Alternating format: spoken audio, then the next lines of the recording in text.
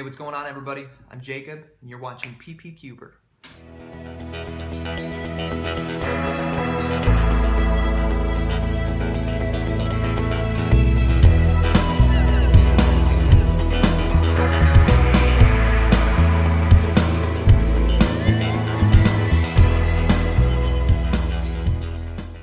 Hey, what's going on, everybody?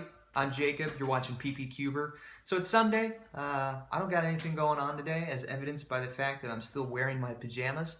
But I thought it would be a good time to do an average of 5 on my 2x2 and see how that turned out. Well, spoiler alert, didn't turn out well, so I turned it into an average of 12.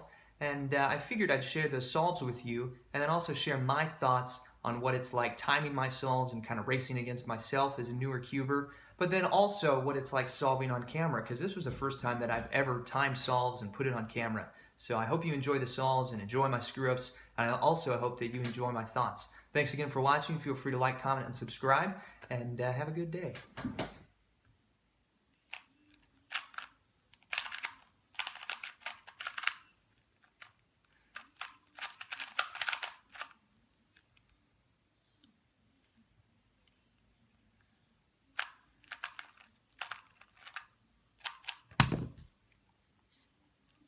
Ugh, yuck. Alright, so that was the first solve of what turned out to be an average of 12. Now it should be obvious, but I'm using the Ortega method here for this solve. I've been using Ortega for about 3 or 4 weeks now, and I'm getting fairly comfortable with it.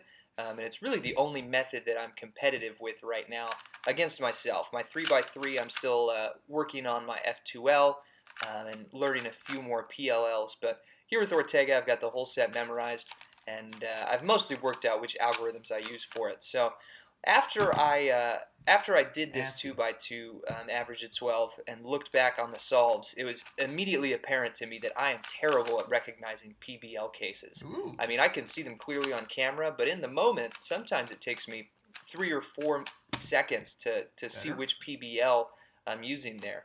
And I think that's terrible, and I know that I rotate the cube a lot more than I need to as well. I'm familiar with rotationless Ortega, and it's something that I'm working on. It's just I often default to getting that bar in front of me, and instead of using the algorithms I know that would solve the same problem with less inefficiency. I also I don't time myself often. I only time myself when I'm really feeling like it. And with these solves, I felt competitive today, so I figured I'd do it, and I think I put too much pressure on myself when I solve. I'm pretty sure I do better on my solves when I'm not timing myself. It just feels a lot more natural. I don't have to focus on the timer, but as opposed to having the timer on, I get flustered. I start looking at the numbers and really get discouraged, and so I think that that's something that I need to work on if I ever really want to get competitive with 2x2. Another thing I noticed when I was watching these back is that I talked to myself a lot during the solve, and I didn't know I was doing that. If you told me that I was totally silent when I was solving, I'd believe you. But apparently I talk to myself a lot. I give myself pep talks. I talk about which color I'm going to focus on first. I say which PBL I'm looking at. And that was really interesting to me, how much I actually talk to myself when I'm solving. I just think it's funny.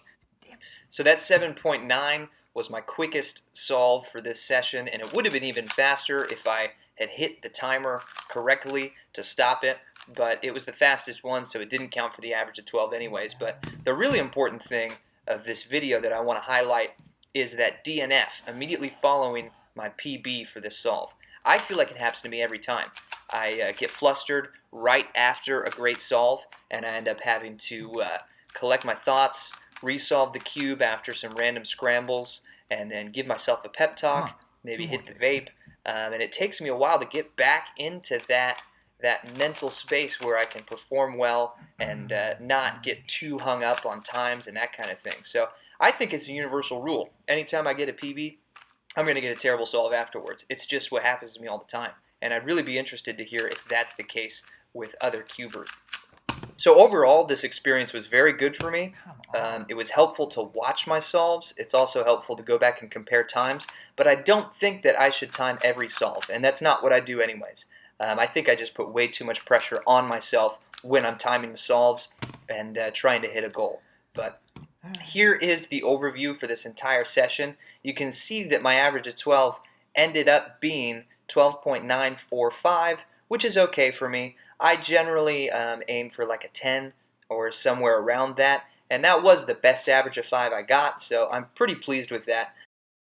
Now, when I compare those times from that average of 12 to this session I usually use for all my 2x2 solves, the average of 12 from today looks a lot like my average of 100, which I think is really good. So I did okay today, even though in the moment I got pretty flustered.